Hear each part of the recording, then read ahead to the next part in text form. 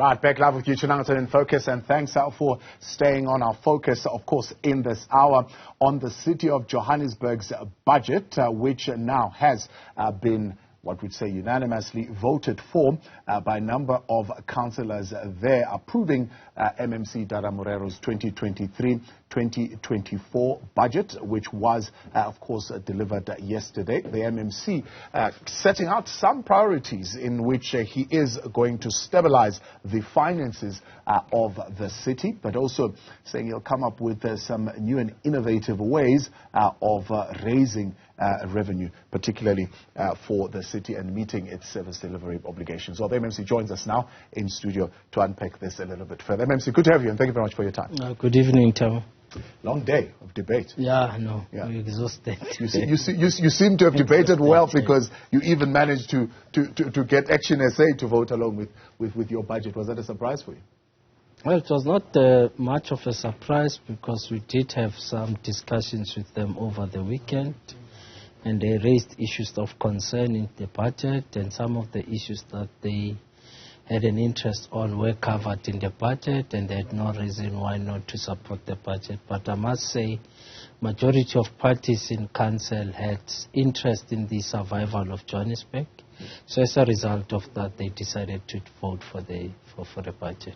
See, the one thing that was an area of concern for me when I looked at your budget, firstly, is that, of course, you've increased it to 80.9 billion, but the Auditor General has pointed out, and there is a general feeling across a number of the municipalities, and the City of Johannesburg is not excluded there, that there is a sense that budgets are being set and projects that are undertaken are actually above that budget. So you are attempting projects that are unfunded. So this setting of budgets is not informed by planning as to what exactly you are going to do and how you are going to collect. Yeah, perhaps let me start by saying we came out with a very conservative budget, which is based on an assumption of a collection rate of 87%, which is what we would found assessment and cancelling also from National Treasury. So assumptions were not based at the 90% collection rate. So we kept it at 87% to ensure that whatever we pass, it's actually funded. So in that case, we believe that our budget is fully funded. But I think it's also important to indicate that the Auditor General's report does raise quite serious issues, especially in as far as wasteful expenditure is concerned. And of course, Johannesburg has also been flagged because our wasteful expenditure, it's on the increase. But it increased in 2022, we saw an increase, and this, remember, this type of wasteful expenditure, it would be as a result of, for example, in Johannesburg, you've got the coalition government of the multi-party that it could not agree on the mayoral committee. But at that point, they'd already procured services for the luncheon and the swearing in and all that stuff. And that cost, because the meeting did therefore not happen, it then falls into wasteful expenditure. So it's one of the examples that we have picked up. But what needs to be done is to strengthen our planning. Yeah. Perhaps strategically first start and say, this is our strategy. So planning becomes very critical for us. Then these are the finances that we'll deploy to respond to the strategy, and these are the monitoring systems and evaluation systems that we'll put in place. So those are three key issues that we'll attempt to respond to. And I think in the budget you'll realize that in the statement or the speech itself, we did make a commitment in as far as training of officials and capacitating them, especially focusing on supply chain, to ensure that, for example, the period that you take in as far as concluding on awarding of a tender or a contract should be within the prescribed period so that it doesn't fall into audit queries by the AG. So those things we want to streamline as we move forward in implementing the 2023-2024 budget. So one of the areas, of course, that you say you're going to do is the area of optimizing, and you tell me exactly how you plan to optimize the use of the resources that you have.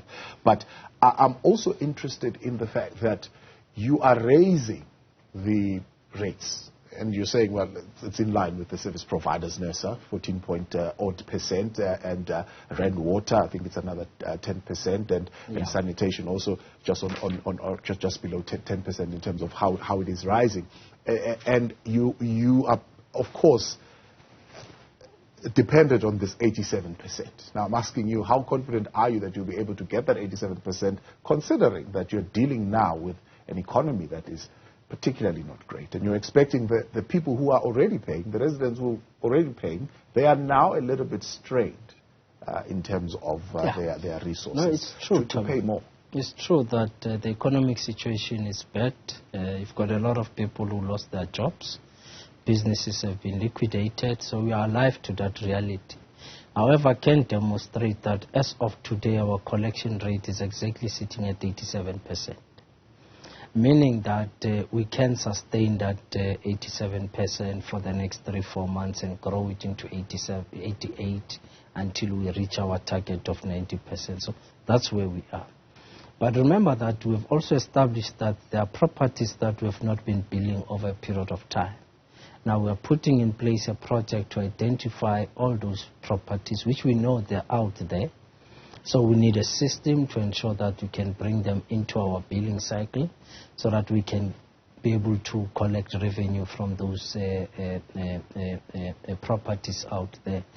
We are also focusing on those that are owing us to start paying, especially business, government entities, so that we can collect our money to help us to support this budget. But as I said, it's a conservative number on the basis of the assumption of 87%.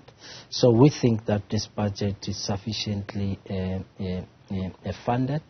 And we are also looking at other options of raising capital. You'd know that the municipality raises money through three vehicles, one being your rates and taxes, being the borrowings, which we will of course raise money through borrowings, and also the third aspect being from your grants that are allocated by national and provincial government.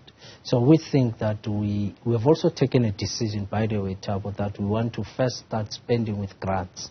Because what we have established last year, 2022, the City of Johannesburg could not spend grants to a tune of about 762 million. Yes. Now we want to start that once the financial year starts 1st July, we want to focus on spending the grants and ensure that they are well spent and properly spent where they should. But is that not an indication for you to say it's not more money that you need? So you shouldn't be increasing rates and having people pay more, but well, unfortunately, use what you have. I mean, if you took back close to R1 billion, why are you raising the rates? You must remember that NERSA gave Eskom a particular rate last year. Yeah. So for us, it's basically a pass on. We're not really increasing that much because it's just a pass on. We're just responding. In fact, we have even cushioned our residents in Johannesburg because I think our electricity is just around 14%, which is way below what NERSA had passed on for Eskom. So we have made an intervention as the city because we are alive to the fact that residents are stretched, and we have to ensure that in whatever we do, we think about their capacity to pay, including on the rates and taxes. We went out in a consultation process, and when we went out at 5.3% in terms of our rates, and we came back and residents raised their concerns and objections and everything, and now we announced a 2% increase in terms of your rates and taxes. So we think that we are a caring government. We're able to listen to society. But where we are now, we're also calling on residents and society in general, business of everyone, to help us so that we get out of this financial situation. We know that had we not done certain interventions, by now the city would have collapsed. And I think those sentiments are also being shared by National Treasury. That has raised serious concerns about the financial positions of the city of Joburg. So we are correcting it, and we believe in the next quarter finances of the city would be much, much better because we are focused. We have made our officials to account. In fact, on a weekly basis, I'm meeting with a war room constituted by the billing department and the collection department. I'm also running another war room that's constituted by all CFOs of both core departments and MOEs, and we are looking at spending. We are looking at issues around how we're paying suppliers, are we paying them on time, why have we not paid them. So I'm taking that responsibility to hold them accountable. So on a weekly basis, at least I've got a CFO forum, I've got a billing war room, I have a collection war room. 3 billion rands debt, I think, is what you've flagged and highlighted from the previous administration. How are you tackling that debt? Well, we're going to focus on the debtors book. It's too huge. There are a number of challenges that we have to look at. But however, we still have to clean that debt because you'd realize some of it is long prescribed. Either the accounts are no longer there or account holders are no longer there. So you have to then clean the debtors book for you to convince yourself as to where are you. And of course, there are areas where you will be forced to effect a write-off because that debt is not recoverable. So that's part of the programs that we're going to do in the next few months so that we can stabilize the finances of the city. But we are on a correct trajectory towards ensuring that the finances are stabilized. 30% electricity losses, 32% water losses is what you have to deal with. That's concerning, Thabo. In fact, it's very concerning. That is why we've put a target that in this financial year, the next financial year as it starts, we are targeting to the reduction of 25% on both water and electricity. And this largely would have been, for example, if you take electricity, if you talk of losses, it could be as a result of illegal connection of electricity, which we have seen all over informal settlements and everywhere else. And that contributes a huge amount on the losses that we're experiencing in electricity. We are also experiencing losses in as far as load shedding is concerned, which contributes to our losses. Thirdly, at water, we would realize that there's also illegal connection of water, especially in the informal settlements and everywhere else.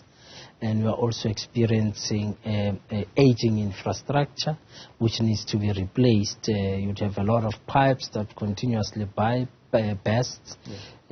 So we have to fix this thing. But for us to fix this, it requires a long-term plan, which will include how we are going to raise the capital, how we're going to get national departments through the district development model for them to participate in helping us to deal with the aging infrastructure of Johannesburg. I can tell you now, upfront, Thabo, if we don't deal with the water infrastructure now, in the next 3 years, Johannesburg will be in trouble and people will not have water. I see you have particularly allocated, at least for the next 3 years, some amount of money to deal with areas like Polar Park and that area as far as water infrastructure is concerned. When are we going to begin to see those projects being implemented? Well, projects are going to start 1st of July once the new budget kicks in. And we then said we want to monitor the implementation of programs. So we'll establish a team at the center to see to it that these things are implemented. We must say that we have experienced a bit of lack of leadership administratively.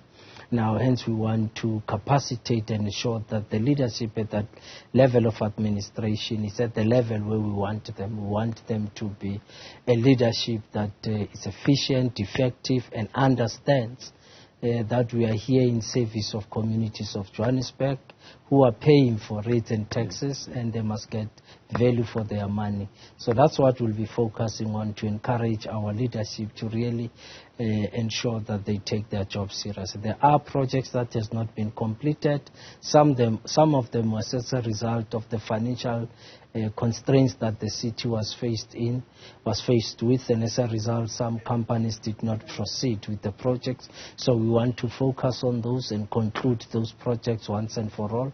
We have set aside enough resources to be able to pay those contractors.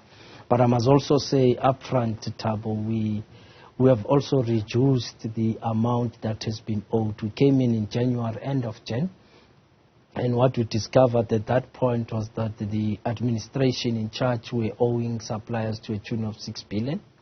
We worked hard to try and reduce it, and we think we are comfortable now. We've reduced it quite substantially, probably at about 2 billion or so, which gives us confidence that something right is being done by this current leadership to get the city of Johannesburg to be working again. MMC, we're out of time. Much appreciated. Thank you so much for coming. Thank you so much, Tom. That's MMC for Finance in the City of Johannesburg there, Dada Morero.